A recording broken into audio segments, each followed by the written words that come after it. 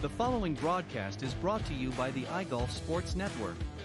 Golf Talk Live is sponsored by the iGolf Sports Network and Golf Tips Magazine. Here's Andrew to tell you more about our sponsors. iGolf Sports is a live stream broadcast and media production company providing quality programming designed to attract the golfing enthusiast. And Golf Tips, the game's most in-depth instruction magazine, including reviews on the latest equipment, tips from top teaching professionals, all designed to help you improve from tee to green. Welcome to Golf Talk Live with your host, Ted Odorico. Join Ted each week as he speaks with some of the best in golf. This week's special guest will join us a bit later. But first up is another great discussion on Coach's Corner. So let's introduce tonight's Coach's Corner panel. All right, good evening, everybody, and welcome to Season 13 of Golf Talk Live. I'm your host, Ted Odorico. We got a great show for tonight, starting this week, of course, with another great discussion on the Coach's Corner panel. And I've got two great pros, John Hughes and Leno Zimron. And then a little bit later on in the broadcast, I'm going to be joined by tonight's featured guest, Geoffrey Skoch. He is the Chief Operating Officer of Ship Sticks. He's going to be joining me on the second half of the show, so you want to make sure you stick around for that. I want to remind everybody, to remember to check out all our previously aired shows, now available on the iGolf Sports YouTube channel, Spotify in both audio and video format, or you can also visit Spreaker.com or wherever you typically listen to the audio version. You can do that pretty much anywhere podcasts are played. But don't forget to subscribe to our channels and get notified as we add new episodes each and every week. So let me bring the guys on here, introduce them, and then we'll get into tonight's discussion. So first up, of course, is John Hughes. He's a PGA Master Professional and the past president of the North Florida PGA section and the 2013 PGA of America Professional Development Award recipient. In 2023, he was the North Florida PGA Teacher and Coach of the Year, and he's a Golf Digest Best in State instructor from 2023 to present. And he was also is also a senior contributing editor and a top 25 instructor with Golf Tips Magazine. Also on the panel tonight is Leno Zimron. She's a Class A LPGA teacher professional and a 6th degree Aikido black belt. She's a somatic psychologist, a corporate speaker, and mind-body fitness trainer. She also graduated Phi Beta Kappa from Stanford University, and she is the creator of the Ki Golf, the Centered Way. So, Jamie and John, welcome to Golf Talk Live's Coach's Corner. Thank you. Hello. Hello. Honored to be here. It's good to see you, and great to be with you again, John. And thank you, Ted. You're welcome. So, Jamie, I got to ask you, you got so many beautiful colors in there behind you. Are you down in Mexico still? I know you went down there here recently. I am in Mexico, and this is a new house, very Mexican, very colorful, very bright, very festive colors. So yeah, it's festive. It's a festive place, which is a nice place to be these days. Yeah. But I'm back and forth to the States and get to Europe. I kind of get around. Yeah. Yeah, you travel a lot. I know that for sure. So, all right. So we're going to talk about tonight the bunkers, and I've got this is actually pertaining to an article I'm going to be doing here. Hopefully I'll have it up this weekend on golftipsmag.com, our website. And these are the three hardest bunker shots. There are the high lip, the plugged lie, and the severely downhill bunker shot. They require specific techniques to overcome challenging conditions and can be particularly difficult for even some of the most experienced golfers. So here's what we're going to do. I'm going to give sort of a challenge to each of you, and we're going to talk about that.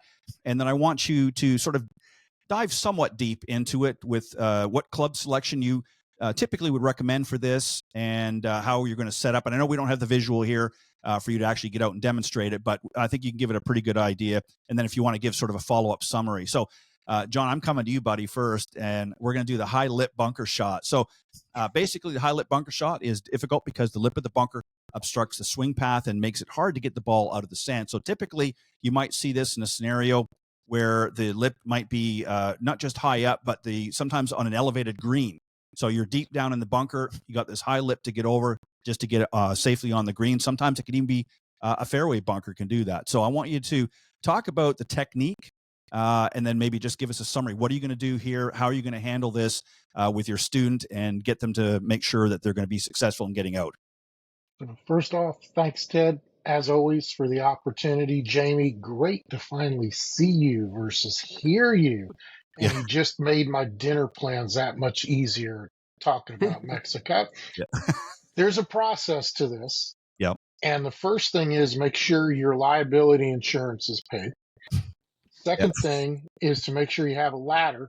And the third thing is to take an unplayable before you kill yourself. Right. Really, when you've got this kind of lie, I see people where the superintendent's got to come in and rebuild the bunker the following day because they're doing everything. They're hitting into the lip, they're hitting into the side, they're trying to stand on the side like they're Superman or Batman holding on to the bat rail or whatever. You've got to simplify all three of these situations and realize what is my least penal situation, which is why I said, do you take the unplayable? I think you have to look at all three of these based on your skill level and determine, hey, am I better off hacking at this 2, 3, maybe even 4 times, or take the unplayable and what does that unplayable provide me? And I think that's one of the things that an amateur totally forgets about.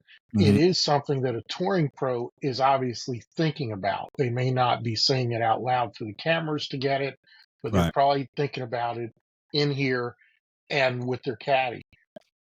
Should you decide to take on this mission, Jim, and this tape will self-destruct here in a little bit, how do you set this up? It's all about maintaining your balance. It's all about where do I put myself in this situation where I can make a fair swing at the ball, keep my balance, because without the balance, I'm not going to be able to accelerate into the sand. And that's the real key here. Be ready for it not to clear your lip based on where you are. The play might be, hey, I'm trying to hit it out, and if it goes backwards and I got another play, that's great. But again, that's why I'm thinking maybe take the unplayable. It's about balance. It's about ball position. And it's not about opening the golf club. When you open that golf club and the bounce is going to bounce off the sand, we're wanting that club to dig into the sand and take as much explosion up and over that lip as possible. When you're not set up to do that, and I would say that's the key.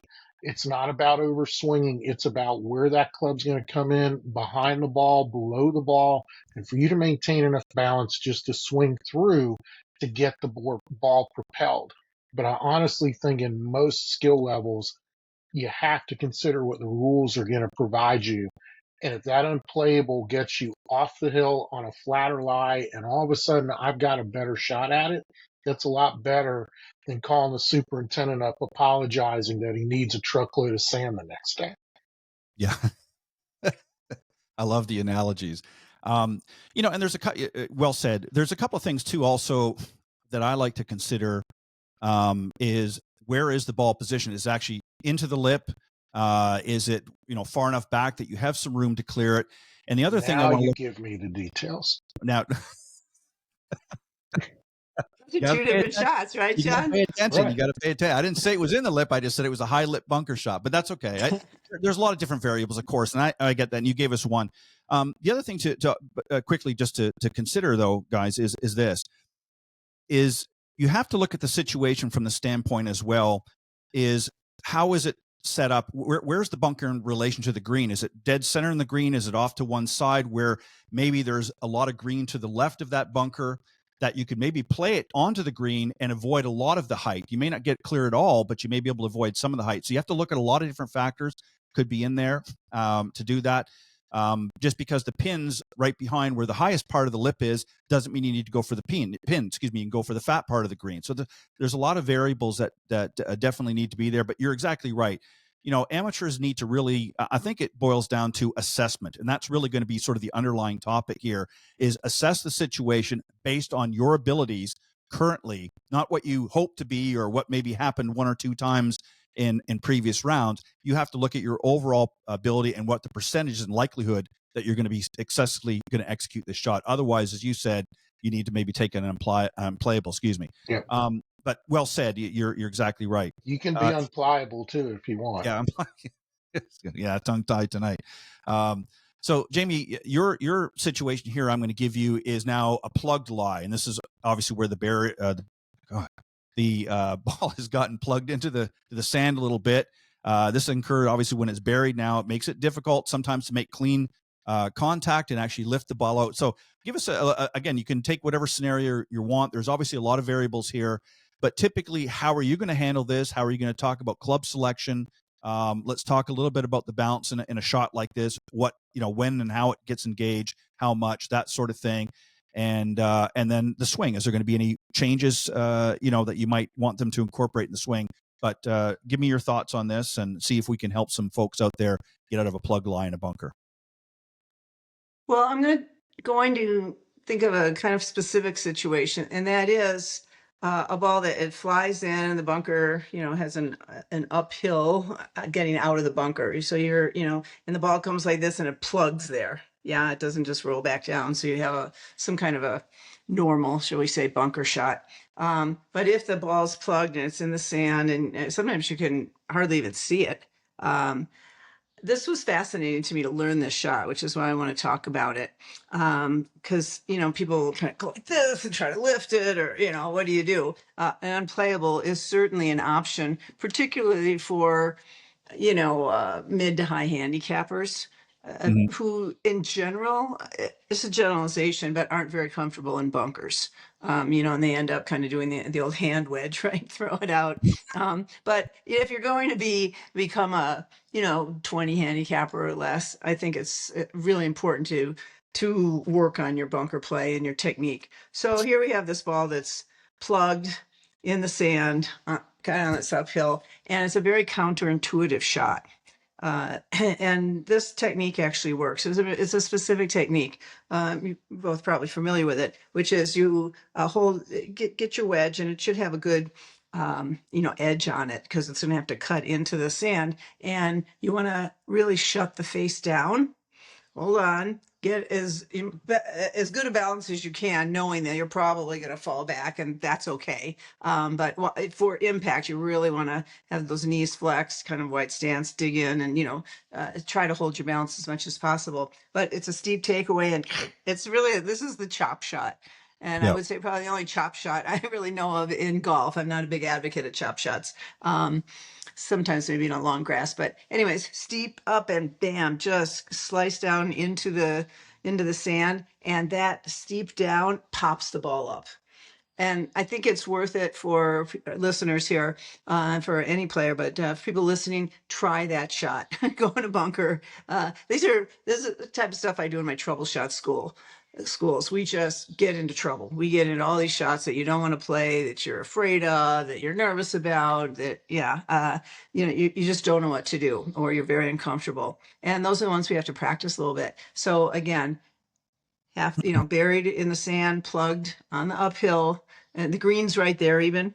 This type of shot, you just really want to get out and shut the face down, steep up, and you really use your might. Again, I'm usually not for force. It's just a lot of force. I'm much more of a tempo advocate, but This is one where you're just going to really chop down, and it's incredible how that will pop the ball up. And I think a person needs to practice it to prove to themselves that works, because it is so counterintuitive. You see, you're shaking your head a little bit, John. Wonder what your thoughts are on that shot. Well, my first thought is I'm finally happy to see your hand gestures as you're describing this, because it's perfect. As far as closing the face and popping it up, it's exactly what I teach my clients. Well, a long time ago, about 25 years or so ago, I worked for a school where Phil Ritson's name was on it, and we were forced to teach the ice cream scoop shot, which is a much more difficult execution than what you're describing, because it was closed 45 degrees. The face was literally facing me, and very much trying to scoop it. That won't work unless you're going to practice it a lot. And that's the other thing you mentioned, is you got to get in there and try it. You have to get in there, be willing to take the risk, conquer the fear, and just do it. The other thing I'm always telling my clients is, because it's buried, that's not your fault. It just isn't. The ball came in with the wrong spin, the wrong trajectory, angle in, whatever it is. I think most of the fear and most of the anxiety people have with this shot is they're so pissed that they've got a buried lie, That's not their fault. They can't go about their problem solving. And what Jamie says is absolutely true. How much can you make that blade of the wedge dig deep, steady, with some force, and it pops it right up? Yeah, Like the word steady in there. That's important too. That just steady, hard, clear down is, for me as a martial artist, it's like breaking a board. You know, when you got to get go, through. you can't go like this or kind of, it's like, phew, you got to mean it, just do it. And again, practice it, prove to yourself that it works. And it came up for me once in tournament play where I had that situation, and I had worked on it enough and played around with it, just in practice rounds or whatever, fun rounds. And I was like, I gotta do it. This is it. And I could trust it because I did know that it worked. And sure enough, popped onto the green.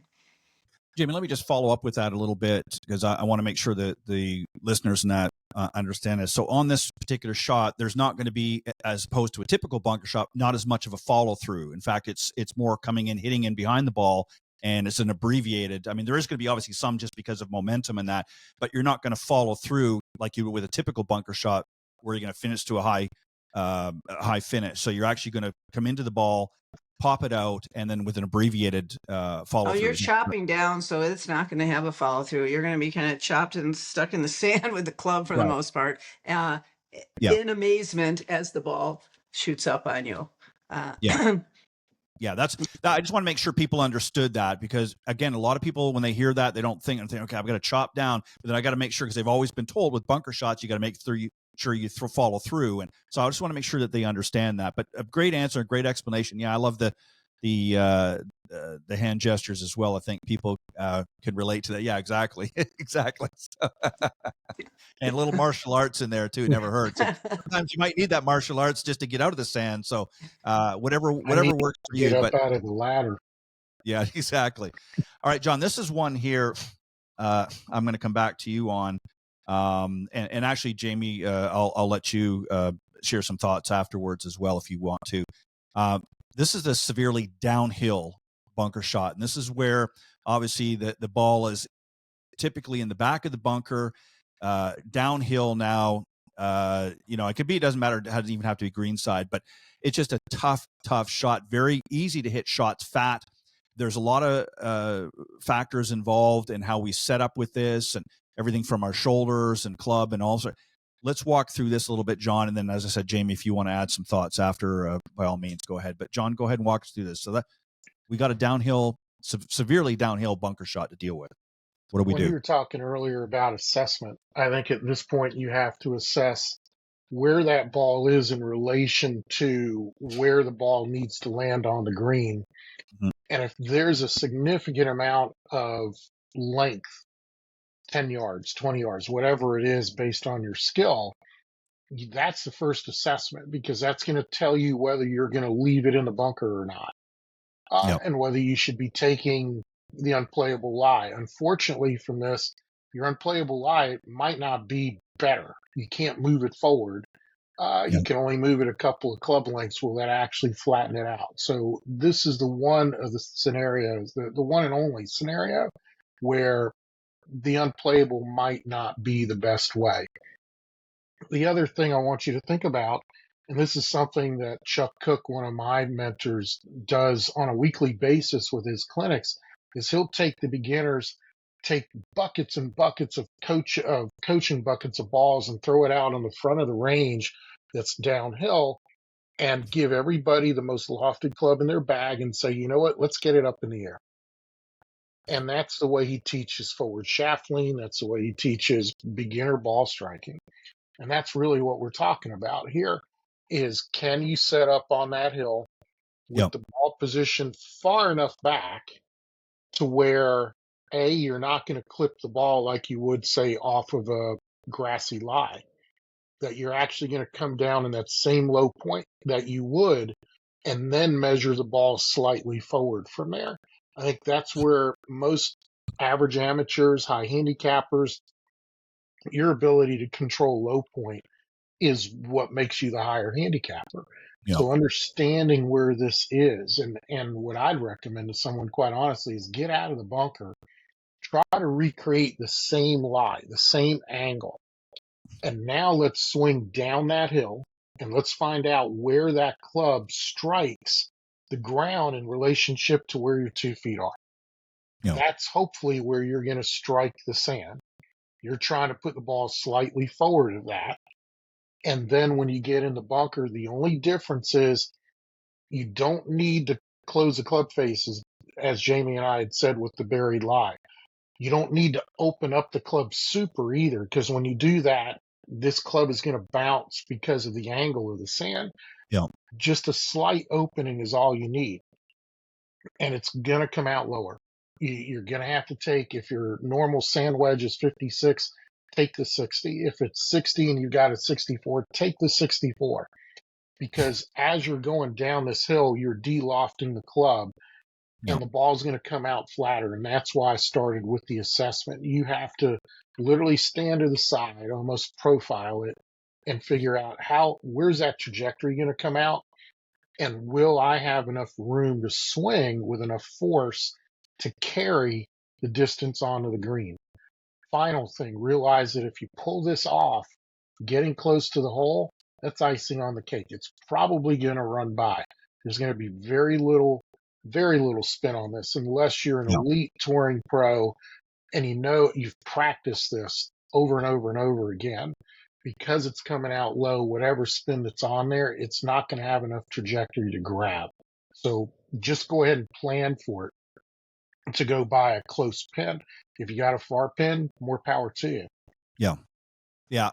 That's an excellent point, because again, not only do you need to make sure you're going to be able to carry all of the bunker and get it out and get it on, hopefully on the green, but yeah, if you've got a tight pin or very little green to work with, that's going to be a very tricky shot. And, it might be something where, again, that unplayable comes in, or another option may come in where you may have to even hit out to the side and just take, your lumps and do it that way. Because, again, it's a hard enough shot, even for some of the best players out there.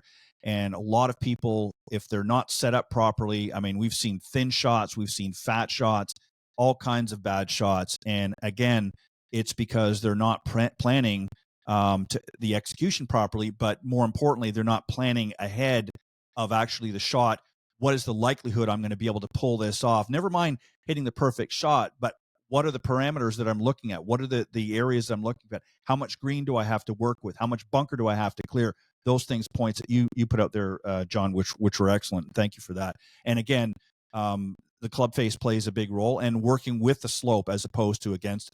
Jamie, any thoughts you want to add to this as well? I think John covered a lot, but if there's anything you want to touch on, by all means, go ahead. Yeah, he covered a lot. It is one of the most unhappy kind of situations to be in. A downhill or a downhill side hill bunker shot is not Right. really where you want to be. Yeah. Sometimes it's worth it to get it out in the grass, get it on the green. It would be and hopefully then you can maybe one putt. It would be like, or maybe two putt. If you think that you try to get it out, sometimes it'll even plug. And, it's flying out and it'll plug up there. Now you're doubly stuck, or you don't get it out, and at least you have a decent shot in the middle of the bunker, but then you're still back to get it on the green or get it out even, and you could end up with 3-4 extra shots. So sometimes it's worth it, just get out and get on the green and two putt or one putt. So you have to kind of think of it that way. The course management. One thing that comforts me is if I'm in that situation and, going with the slope, is that there is some room for the ball to be in the air until it comes out. That means it's going to have some loft. So hopefully it will clear, and you'll be okay because you have some room for it to rise. I just wanted to give a couple other kind of situations to think about. Well, one thing is, if we remember when we used to have sand wedges, now we have 60s, 56s, this sort of thing. A sand wedge had more loft. So usually we're hitting a 60, even a 64 out of the bunker. And those will come up and out, and they'll tend to have some spin. So when you're in the front part of the bunker, play it in the front part of your stance, and it's like hitting a driver. You put it in the front of your stance so that you're hitting on the upswing, so that you'll get the ball in the air and you can clear. better. On that downhill, that's a little different. And you may want to take like a 56 or something. It'll get some loft, but it'll have more distance that it can Yeah. carry. I was I was in St. Andrews in May, and and last year actually at Royal Portrush, where they're playing the Open next week. Yeah. And until you've been in a pot bunker, and we see them on TV, they're really constructed in a different way than most of our bunkers in America. And so you're looking at a wall, Yeah. it's like, and I can remember one time definitely having to decide, you know what, where I didn't even have where I couldn't possibly get it up because I'm going to hit a wall. Don't hardly have a backswing if I turn this way or that way. You just got to kind of find where you get enough of a swing to get out, and you'll have to go sideways, sometimes backwards. You just do what you got to do to deal with those situations and get the ball out. Well said. And, I think what it is, guys, is we often talk about the very simple bunker shots. And bunker shots can be relatively easy. Some of the standard ones that we see, if you look at the pros and how, they say they would rather have a shot out of the bunker in many cases than some of the other, difficult lies that they may be faced with. But the average, amateur out there definitely is not able to handle these very, very well, and often struggle with that and don't use always the best judgment. So I think it's important that both of you sort of laid out that it's important to assess everything first before you just step into the bunker and think, okay, I'm going to hit this shot.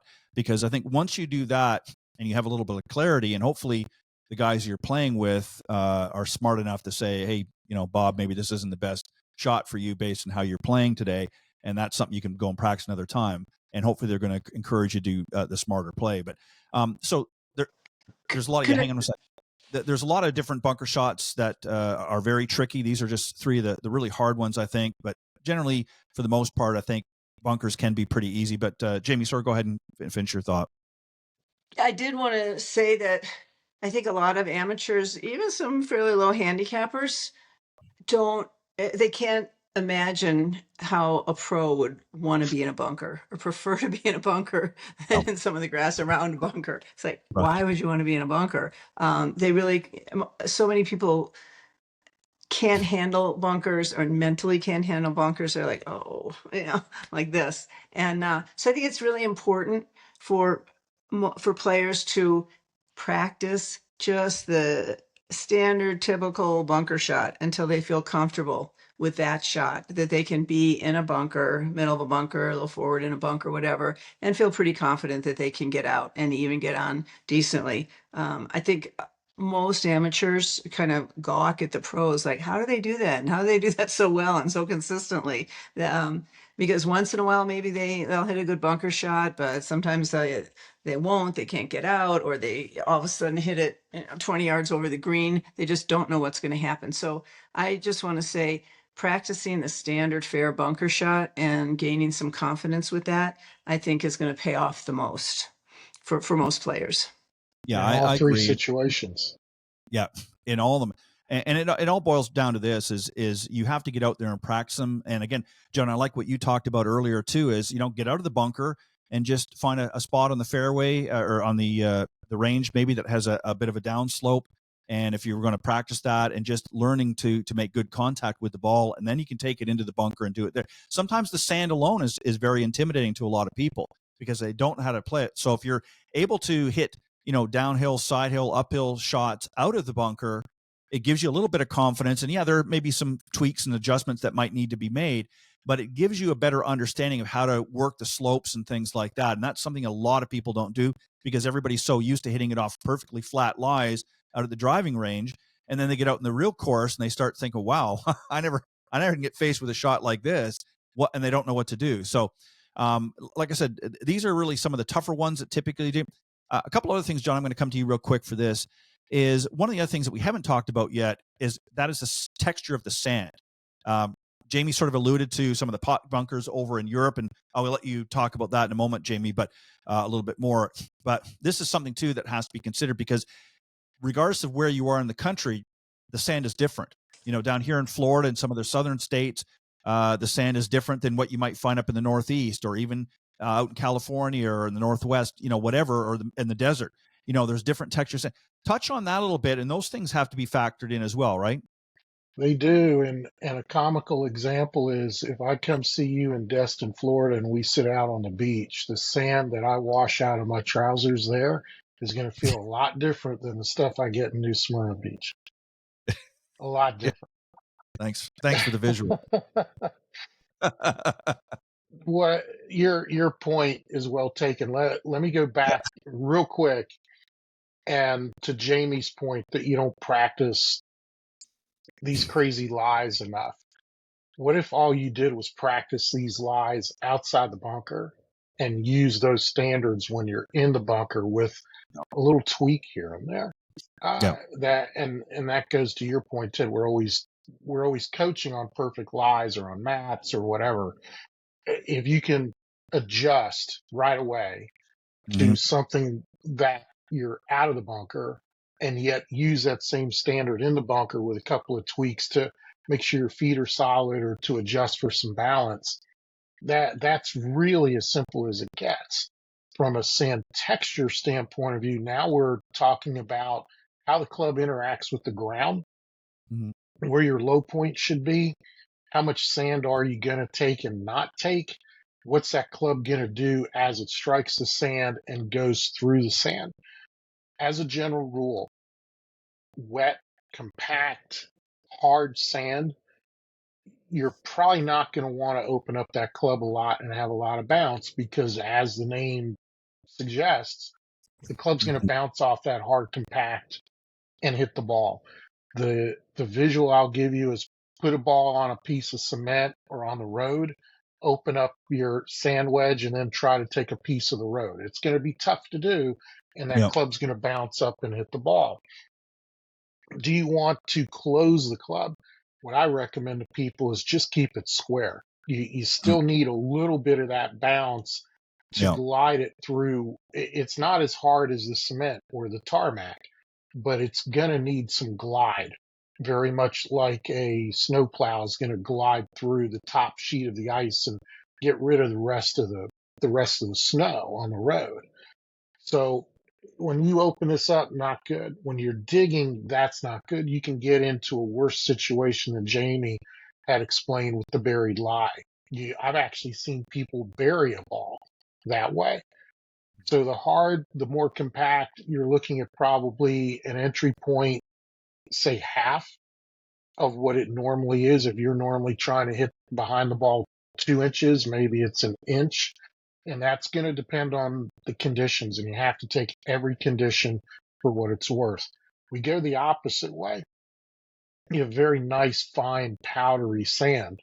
We're going to need more bounce. We're going to need more opportunity for that club to glide through the sand. If you leave the club square or just barely open, it's going to start digging on you. And that's what's going to slow things down. Instead of taking enough sand to create a nice little pillow, and the pillow explodes it out, now you got a whole mattress full of sand, and that's not going to work.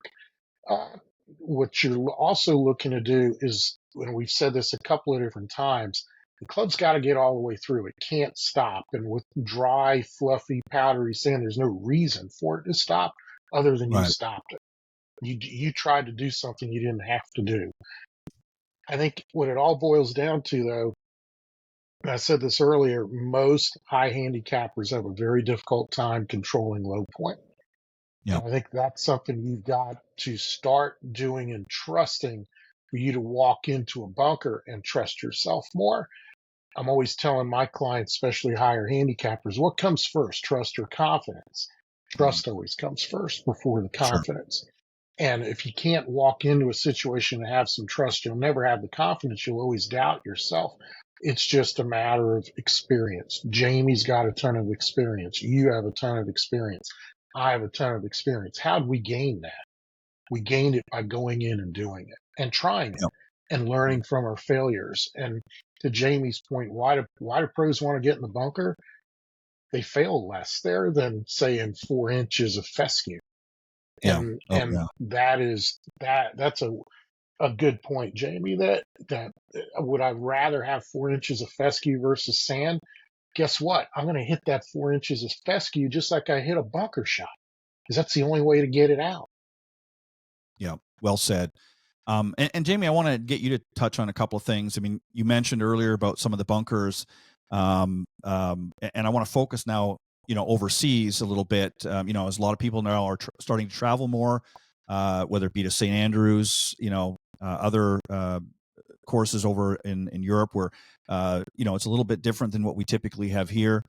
And there's not just a situation where you might be facing with a wall, but they have a lot of grass bunkers as well that can be a little gnarly to deal with, and a lot of people don't know how to handle that. So how do we handle a grass bunker? I mean, that's a whole different kettle of fish. Now we don't even have sand to deal with. Now we got some gnarly grass that's in sort of a bunker that that the designer has thrown in there just to add insult to injury. So give us an example of what we need to do and what we might be faced with there. I think the real insult is when you have that long fescue hair around the bunker, and so Right. you're in sort of sandy terrain in this long grass, and you're just like, oh no, what do I do? Something that John started with, there's a word that's just critical, and that word is balance.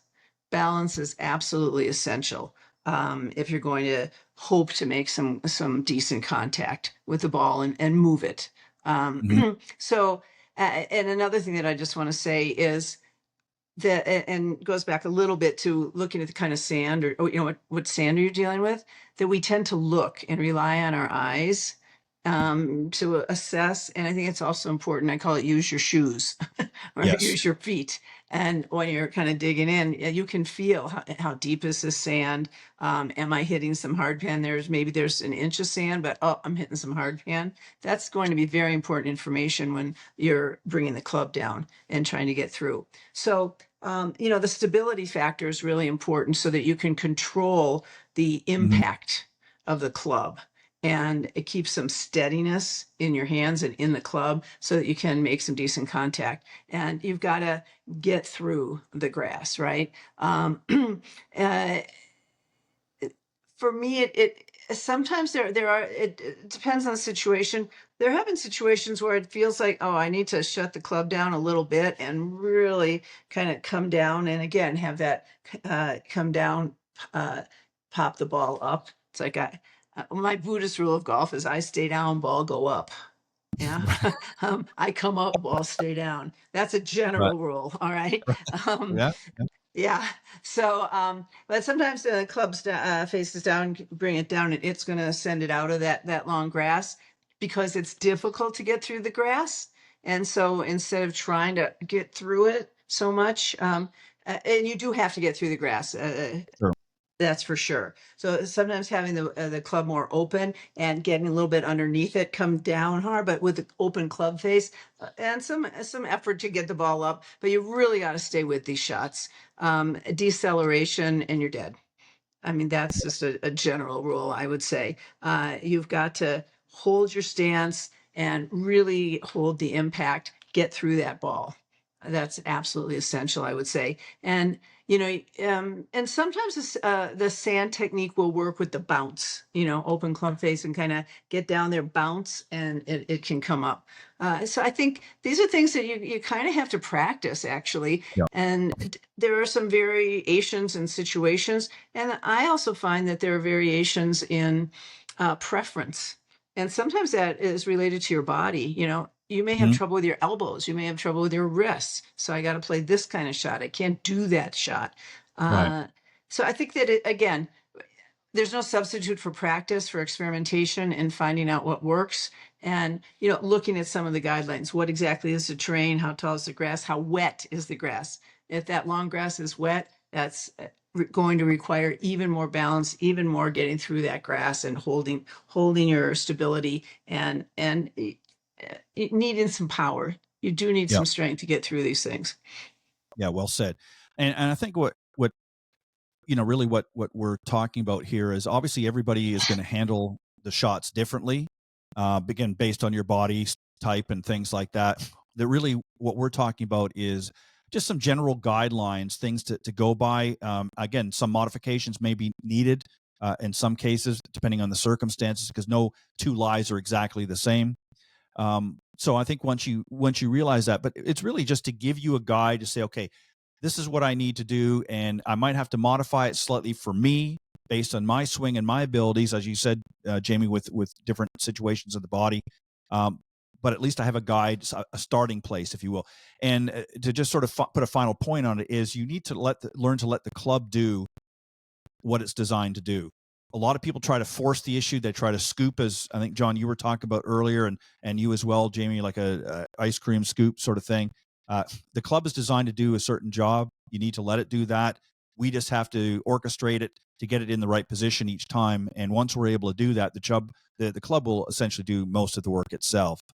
We just need to give it a little bit of help once in a while. But I think it's, it's interesting because I wanted to talk about this because these are bunker shots as an example that we covered here tonight that really don't get talked a lot about in conversations like this. We talk about general rules of bunker, but these are bunker shots that people are always going to get faced with at some point. May only have one around, but still it's nice to know, have a guideline to work with and how to handle some of these things. So we got to wrap up, but I want to thank you guys for joining me. And as always, I'm going to give you guys a quick opportunity if you want to promote anything and let the folks know if they want to reach out. So John, I'm going to go in order, John, and then Jamie. Sure. Again, Ted, always a pleasure, and I appreciate the opportunity. It's an opportunity to share, give back. It's an opportunity to spend time with you. Again, Jamie, you and I have got to get our hand signals together, and this way we can communicate between here and Mexico. And the one thing I'm going to have the next time is more color in the back, so she's not offsetting my shirt. So, but to get a hold of me, it's John Hughes Golf, whether it's a hashtag, an ampersand, a .com, whatever it is. That's the way to find me. Two things I want to plug. Next Tuesday is my On Par with John Hughes Golf Live app stream every third Tuesday of the month. Mm-hmm. Golf Live, one of my partners, I'm an ambassador of theirs, has provided me the opportunity to live stream a video show, go through some of the things we're actually talking about, set up on a golf course and do it. Next week, we're going to be featuring the top tracer technology that's at my facility on the Orlando Resort at Champions Gate and how that can intertwine with some virtual coaching. Also want to plug that Homestead, and for all you people looking for Homestead behind me, sorry, there is a glitch. And with that glitch, can't see Homestead behind me. Maybe I'll get a picture. Ted's already working on that. But I'm back at Homestead October 9th through the 17th if you want to come see me there for private instruction, whether it's a half, full day golf school, whatever it is. And only Ted knows what we're talking about. So don't worry about it. I hope you come see me there. More to announce as the summer goes. Perfect. Sounds good. And Jamie, go ahead. How can the folks reach out? And if there's anything quickly that you'd like to plug, by all means, go ahead. Yeah, email's great. Jamie, Jamie, at thecenteredway.com. thecenteredway.com. And I always say that I like to talk, as you can see. I like to talk to people, so texting or calling works. That could be on the phone or +1 for WhatsApp, +1 760 492 golf 4653. And no problem from Mexico. Also, since the pandemic, I've been doing a lot more coaching and teaching online, which has been wonderful. Work a lot on Zoom. It doesn't take me, it takes me 1 or 2 swings, and I can tell you right away, give you a swing analysis. I know just pretty well what we need to work on. And most people need to understand better their footwork in golf, how to use their lower body, get the lower and upper body connected, what's the sources of power in their body to get their energy from their body into their swing and into the golf ball. So I actually really love this kind of coaching, and I've got some room outside. We can work easily. So yeah, that's great. I travel quite a bit. If anybody wants to get in touch, I'm available. I do lessons on the road, and I do set up some clinics and that sort of thing. Next fall, I am just starting now to put together a group of a dozen, and it could be men and women, not only not only women, singles, couples, and that is to go to the LPGA Solheim Cup. It's going to be outside of Amsterdam next fall, and got an exciting sort of program and group. We'll play a couple rounds of golf. We'll be at the Solheim Cup. We'll do some sightseeing in Amsterdam and that sort of stuff. So if anybody's interested in that, please do contact me. And I've been working on a book, and we're working on getting it finally out. And there's a wonderful big section on golf, Ki golf, centered golf, and that will be coming out, I hope, by the fall. And of course, my DVD series, and there's stuff online. So just get in touch. Okay, sounds good. Well, guys, again, thank you very much for joining me on the Coach's Corner panel. As always, thank you for bringing your best and doing a great job. I'm going to take a quick commercial break, and when I come back, I'm going to be joined by tonight's featured guest.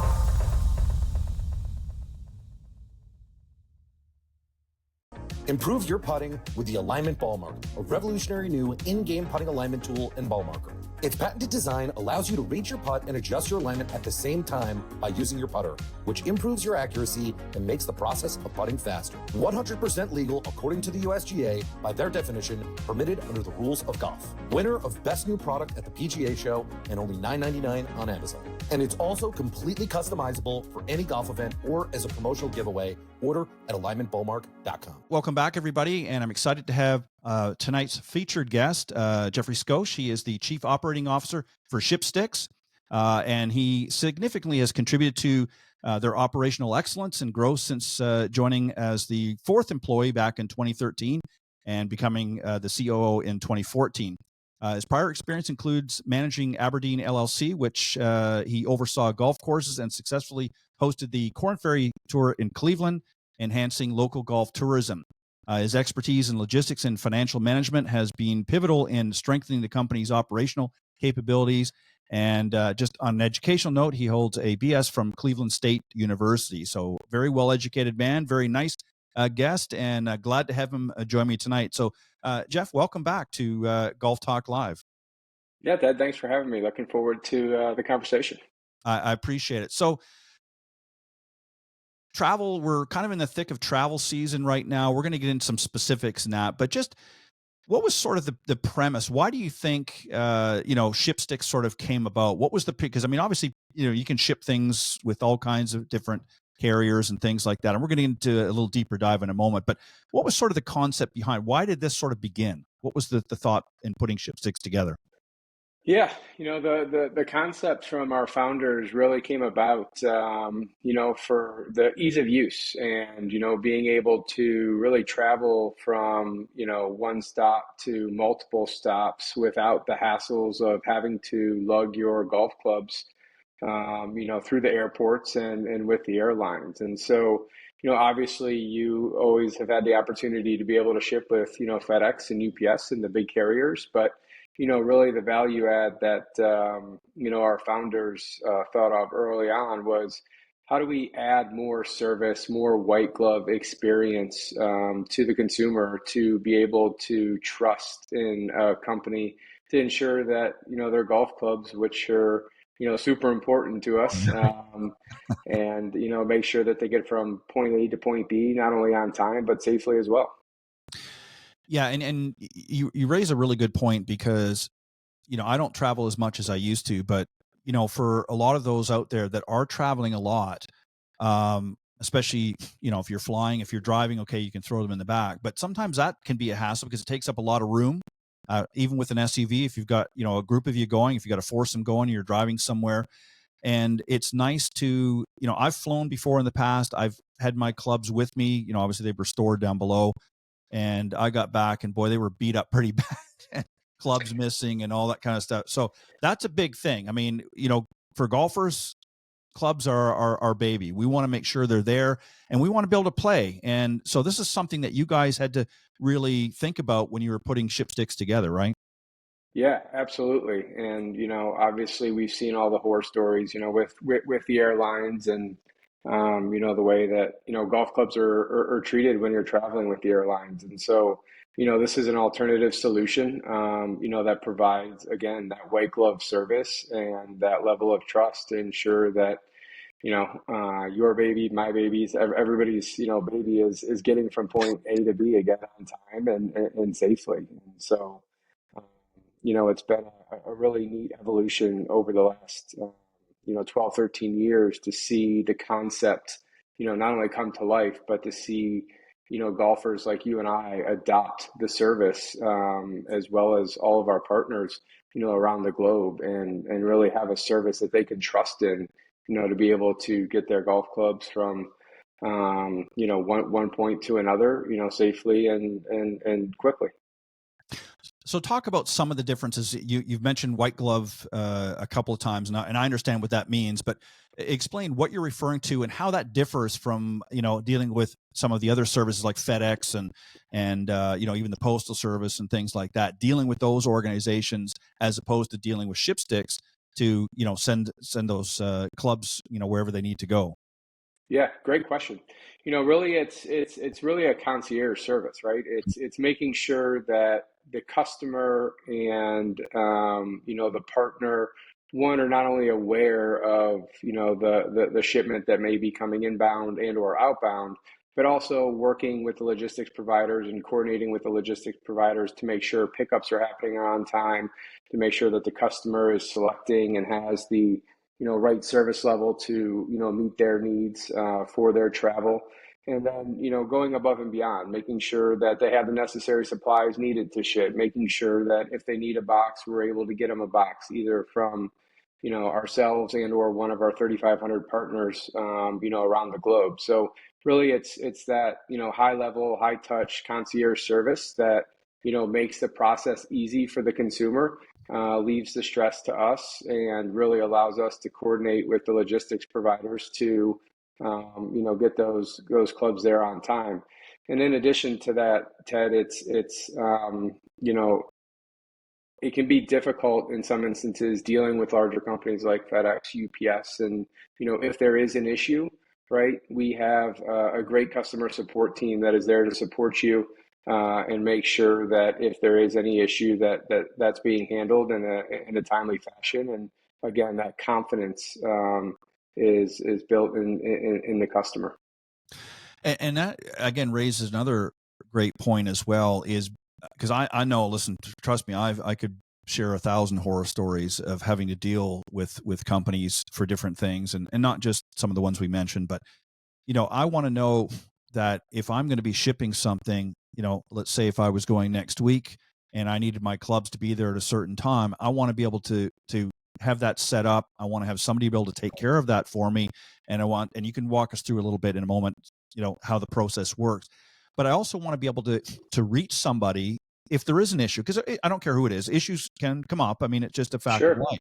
Sure, But absolutely. it's nice to be able to have somebody and say, hey, um, what's happening here? I thought they were going to be here, whatever the case is. So walk us through the process. What happens? So if I'm a customer of Ship Sticks and I'm leaving next week on a trip and I need to get my clubs safe and sound up to, let's say, Chicago as an example, how much leeway, what's the process that goes on? And am I able to track where they are at any given time, whether it's directly through you guys or through an app or what have you? Sort of walk us through the process, how it works. Yeah, absolutely. So we have a great technological platform, as well as an app, that allows customers to go online and or through the app and process their shipment. And they can process both domestic and international shipments through both of those paths. And really, Ted, it's a simple process. We need your origination information, destination information, and then you'll be provided with different service level options, really depending on where you're shipping from and where you're shipping to, and how quickly you need them. So it could be anywhere from one day for overnight service, or it could be as much as 4 days, for domestic ground service. So it really just depends. There's several options that are, customizable to what your needs are, what your travel schedule is. And then once that shipment is processed, it's fairly simple. You can either ship your golf clubs directly in the travel bag itself and or a box. If you don't have a box, again, you can get one from one of our 3,500 partners, and or we can send it right to your house. And then once that label is on the box and or the travel bag, we take it from there, right? We're coordinating, with our logistic partners to have that picked up. You also have the option to drop it off at a local carrier store. And then we really monitor it from the time that it's picked up until the time that it's delivered. So, we have internal tracking systems to ensure that everything is on time and that set of golf clubs is where it needs to be when it needs to be there. And then also we have transparency with the customer, right? So they have the ability to go on either the app and or our website and track their clubs, again, from the time that it's picked up until the time that it's delivered. So full visibility, full transparency. But again, we also have our great customer service team internally that is watching each and every single shipment throughout the whole process. That sounds great. And I mean, and that's what people are looking for. Again, because as you and I both know, golf clubs are not cheap. I mean, they can, depending on what you're playing with, they can be pretty costly. And so, that's an investment, and you want to make sure that they're going to arrive and obviously in good condition. Playing a little devil's advocate here, in the event, and it does happen, I'm sure, where something doesn't get there, let's say on time, does ShipStick have some sort of a backup plan? What procedure happens there? Do you have partners where we say, okay, it's not going to get there. We know you're playing on Tuesday. There's an issue, whatever it may be. What sort of can you do at that point to help that individual out so they're not just feeling, okay, now I got no clubs, for the first part of my trip? Yeah, great question. And that is really where we shine, right? And so, we'll go above and beyond and take whatever measures we need to ensure that those golf clubs or any other of our products that we ship are there on time, whether that's working with the logistics providers to penetrate their network and get that shipment out of the network and into, a third party's hands to ensure that, it's delivered on time. But in the event that for whatever reason, it does happen. It doesn't happen often, but that it does happen. We have, several solutions for that customer where our team will coordinate to have rental clubs, shoes, balls, Right. whatever it is that they need until their clubs arrive. So, by no means are we leaving any customer high and dry. We'll make sure that they're well taken care of and have what they need. But obviously our number one priority is to make sure that those golf clubs are getting there. And again, we'll go to any measure that we possibly can to ensure that, those clubs are delivered on time. And, we're a company of golfers ourselves, so we understand the importance of having your golf clubs and, how important some of these golf trips can be to people, right? It's once in a lifetime opportunity to go to some of these locations, and we understand that. And so, that's why our team goes to whatever extent needed to make sure that those are on the first tee waiting for you when you arrive. Yeah, and that's extremely important because, if you're hitting that bucket list, maybe you're playing Pinehurst for the first time and you want to get there, there's no worse feeling than showing up and excited to play and everything didn't show up. So That's right. that's extremely important, and that is a testament to ShipStick's customer service and your team efforts there to make sure that doesn't happen. So I appreciate you sort of shedding some light on that. So as far as talk about pricing a little bit, because I want people to understand. I mean, obviously there's different levels of service that can be applied, but just maybe give us an idea of what some of the things that we might be talking about. So what are some of the levels of service? What are there add-ons? How does that work as well? Do we have sort of a one standard rate, and then if you want to add on for additional services or features or what have you of the program, how does that work? Yeah, so our base rate is for our ground service, which again, it really just depends on where you're shipping from and to, and the transit time of that. But our ground service starts at $49.99 and goes up to $79.99. But then again, you have several other options if they're needed, overnight from New Sure. York to Los Angeles.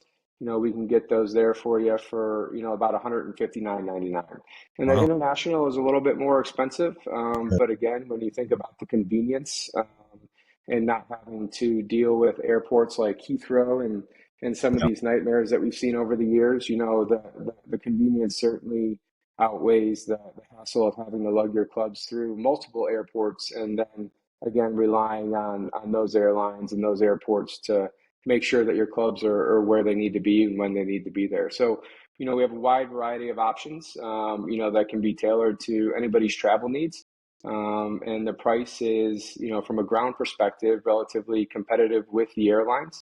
But it's not all about price for our customers. It really comes down to that convenience, the level of service that they're receiving. And, I'm a firm believer, and I'm sure a majority of our customers are as well, is that once you ship your clubs once, more than likely you're not going to be lugging them through the airport after that. So, Yeah. but again, it's whatever service that we can provide to our customers, or what we can do to meet their needs. We're here to do that. Yeah, and again, that's a huge thing because again, I can tell you from personal experience, long before you guys came on the scene, you didn't have a lot of options. You either lugged them yourself, and you sort of took a risk, and especially nowadays with air travel being so challenging to say the least.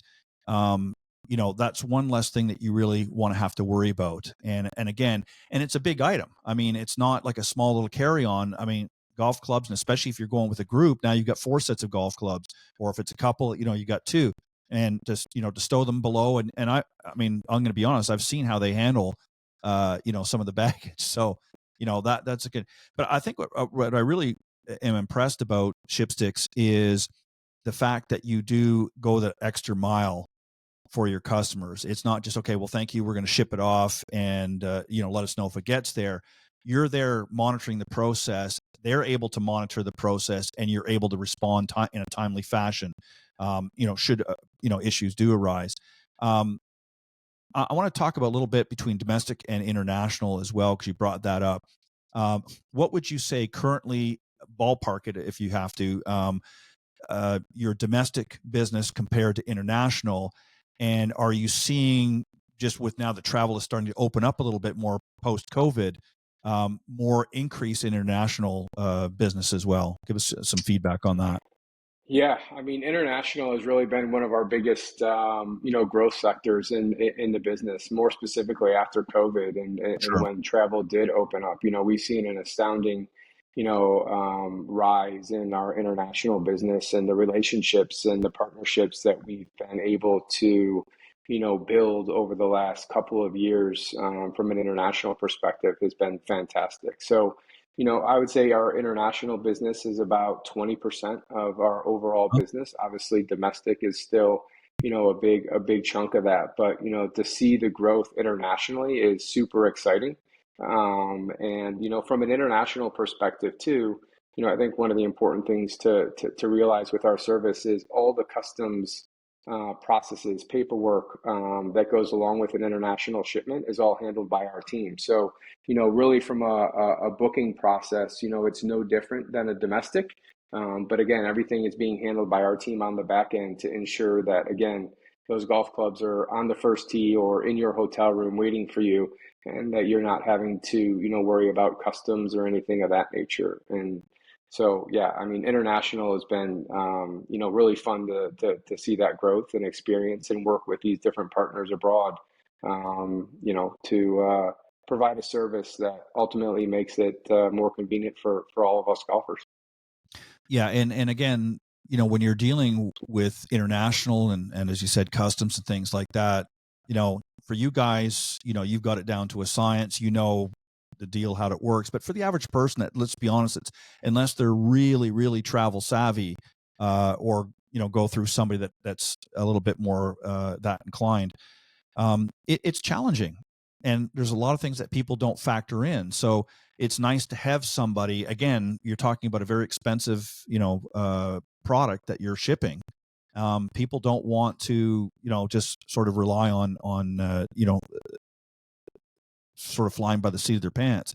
So obviously travel has become more robust post-COVID for you guys. You're seeing a big benefit just because of what you're offering, not just shipping it, but just the whole concierge type atmosphere. What have been some of the top destinations for ship? What's your top three destinations for Ship Sticks? Both domestic, Internationally? both domestic. Both. Give us Yeah. domestic and then give us international. What's Yeah, the I mean, we couldn't do it without our partners, right? And so domestically, Bandon Dunes, Pebble Beach, Pinehurst, all the big resorts have been fantastic partners for us in our the biggest destinations. I would say number one on the domestic side is most definitely Bandon Dunes. Obviously, we all know, for those of us that have been there, how hard it is to get to Bandon Dunes. So, yeah, Bandon Dunes, highly recommends our service when coming in and out of their facility, which is fantastic. On the international side, a lot of seasonality to the business on the international sure. side, right? So, our big trade lanes for international is obviously Ireland, United Kingdom, Scotland, Yeah. really Western Europe. But we're really starting to see a rise, Ted, in Portugal, Spain. I know there's a lot of great golf over there, but it's really cool to see those trends and where people are traveling, and so yeah, that's our top destinations, both domestically and internationally. Are you seeing, and you may not be doing it at this point, but are you seeing an opportunity, because there's obviously been a big rise, international, not just in some of the places you mentioned, but we're seeing in a lot of the Asian blocks now, South Korea, Cambodia. I mean, every place that you could ever imagine that you'd never think there was a golf course, boy, they're popping up, all over the place. Vietnam, I mean, there's just a lot of travel going there now because it's unique, it's different than what people are used to. Are you seeing, do you have opportunities at this point? Is that something you guys are working on? And do you see that being blossoming into a big part of your business in the future as well? Yeah, absolutely. I mean, the Asian market has really boomed, and golf has really grown in those markets. And yes, we will definitely be there to be a part of that, and be able to offer our service to those locations. Number one destination that you'd want to ship your clubs to? Where would you Oof, want to go? that is a tough question. I would say domestically, would have to probably be Bandon Dunes. I think that is a special spot, great spot to be with your friends. I think on the international front, I'm a big fan of Ireland. I think they have a lot of great golf over there. It's a good time. So those would be my two top destinations if I was traveling. Now we got the Open coming up next week. Have you got some folks that are heading over that way that you're shipping some clubs? I mean, obviously you can't give specifics, but are you doing some shipping over there in preparation for the Open? Yeah, we certainly do. And it's funny, we actually do probably more on the return after the Open, Sure. just because of, the different travel arrangements that either the players have and or guests that are attending the Open have, throughout Europe and or other parts of Ireland. So yeah, we do see a spike this time of year, which is great. And, I think it's a fantastic venue in Royal Portrush this year. And, Yeah. so we're super excited for next week and to see what unfolds. You guys have a partnership with the PGA of America. Talk about that. I know you're excited about that partnership. Yeah, that's a new partnership for us this year. Obviously, we've worked closely with the PGA of America, since day one. The business was really founded on that B2B model and partnering with those golf facilities, country clubs, golf clubs, and really providing them with a platform, technology, and a service backbone that they could offer the service to their members and guests. And so they've always played an integral part in the service. And, to be able to solidify a partnership with them for the next 3 years is super exciting for us. And, to be able to work closer with the PGA professionals and, grow our service, not just with golf, but our other verticals as well, is something that we're super excited about. And can't be more appreciative of what the PGA and those professionals have done for our service and the game of golf in general. And when we spoke the last time, you mentioned that you guys ship skis as well, which is kind of interesting, which I would have never thought. Absolutely. Yeah. Yes, tell us about how did that come about? Anything that's a hassle to travel with, we've gotten into being able to ship it. But skis came about in 2014 and really came from our existing customer base, right? they came to us and said, hey, you guys have done such a great job shipping our golf clubs. We obviously, travel out west and ski in the winter months. Are you Sure. able to ship skis? And so we said, absolutely. So, we launched our Ship Skis vertical in 2014, and we've since, launched a couple other verticals, to handle luggage, and Wow. most recently Ship and Play, which is our new parent company, which we're super excited about. And we have a long runway ahead of us and a lot of opportunity to attempt to really revolutionize and change the way in which people think about traveling. Right? As you Mhm. alluded to earlier, there's really only been one option when you're traveling, and that is to lug it through the airport, wait at the long baggage lines, and these airports aren't getting any less crowded, and the airlines aren't making it easier. So we really feel that our service is a game changer and an opportunity to allow people to travel differently and maybe even enjoy travel again. When you're walking through the airport, bagless. So super exciting time here at the company, and again, we have a long runway ahead of us, and we're excited about it. What's the best part of your job? What do you love the most about working with Ship Sticks? Yeah, good question. Every day is a different challenge, right? I think the relationships, again, that we've been able to build with our partners and understanding how their facilities operate and the service that they want to provide to their members and guests. And being in a company like this and being able to adapt to their needs and provide them services that they need has been super rewarding and exciting, as well as working with our partners FedEx, UPS, and DHL, and understanding how their networks work and how these golf clubs and luggage and skis travel through their network, and continuing to work with them to become more efficient and provide a better service to our customers through those relationships that we've been able to build with them. So every day is a new challenge. Every Okay. day is exciting, but no shortfall of work here for sure. So where are you shipping your clubs to next? Where am Where's I shipping my yeah, golf where are you clubs to going next? next? Yeah, my next agenda is out to Las Vegas. So excited about that. Very good. Very good. Yeah, it's it's interesting. It's when I look at how things have changed in our industry over the last decade or so, and now we've got AI and we've got all this new high tech technology coming into the place, which I know you guys are integrating and probably have in some level. Do you just see it getting even more efficient and more streamlined than what it was in 2014, 2015? Are you seeing a big change because of the technological changes in equipment and things like that now, in software programs? Are you seeing where your business is going to even be that much better?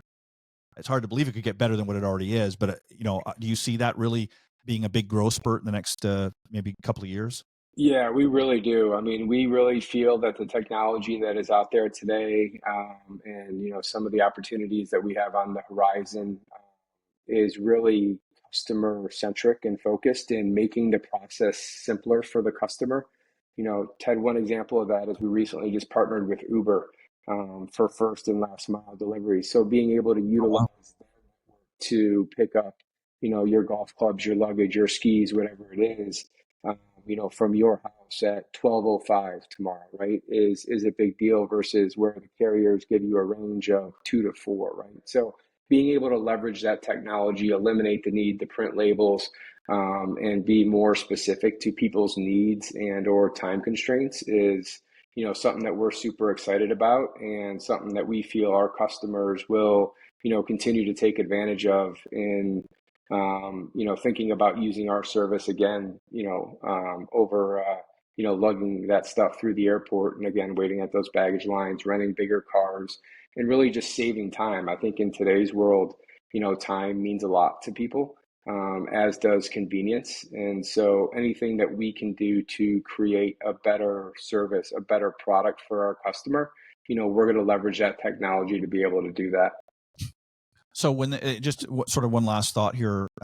So if I'm shipping something to, we'll just use as an example, Las Vegas, and now I'm coming home, what's the process that basically I just swap out a new label and it now is picked up at my hotel or wherever I am, and then it makes its way back until I get home and there's my golf clubs. Yeah, absolutely. And that's a great point. It doesn't matter if you're shipping from your home, your business, a hotel, a resort, right? We have the ability to, communicate with those locations, make sure that you have your shipping label, make sure that the facility has your shipping label, and that bag is ready to be picked up by, one of our third-party couriers and or carriers, to ensure that you're not stressing about that, right? Right. That's where we come into play, is working with those bellmen, working with the front desk, working with those shipping and receiving departments to coordinate, with them to make sure that your golf clubs are labeled, are available for carrier pickup, and en route to your destination when they're supposed to be. That sounds good. If the folks want to get more information, where can they go? What's the website they can go to check Ship Sticks out? Yeah, shipsticks.com. You can get anything from a quote, book your shipment, learn more about the service, learn how to pack your golf clubs, as well as all the other items that we're able to ship in our other brands. Sounds good. Well, Jeff, thank you very much for coming on and shedding some light. It sounds like you guys have got a lot of great things coming up, not only existing, but coming up in the future. And congratulations on your new partnership relationship with the PGA of America. I know that you guys are going to do them. Thank you. Yeah, I think that, I'm sure it's long overdue. I know that they've needed it for a long time. So I'm glad that you guys have been able to step up and help. And I think it's going to be a great relationship moving forward. But thank you very much for coming on tonight, sharing that. And I'm looking forward to working with you guys as well on a separate level. But I'm looking forward to doing that. But I appreciate you coming on. And let me just remind everybody, of course, if you want to catch this broadcast, you can go to our YouTube channel, iGolf Sports, or on Spotify. And if you want to just catch the audio version, you can go to Spreaker.com, or basically wherever you typically listen to your audio versions as well. And don't forget to subscribe to the channels and get notified as we add new episodes each and every week. I want a special thanks to my earlier guests on the Coaches Corner panel, PGA Master Professional John Hughes and LPGA Teacher Professional Jamie Leno Zimron, and of course, my very special guest, Chief Operating Officer of Ship Sticks, Geoffrey Skoch. Thank you very much again, and I will see you guys in 2 weeks. Next week, I'm on vacation. I'm heading up to Indiana to French Lick Resort, so I'm heading up. Unfortunately, I won't be golfing where I would have shipped my sticks with you guys, but I'm not golfing. This is just a personal trip. But I want to thank everybody for tuning into the broadcast, and thank you again, Jeff, for joining me tonight. I will see you in 2 weeks on Golf Talk Live.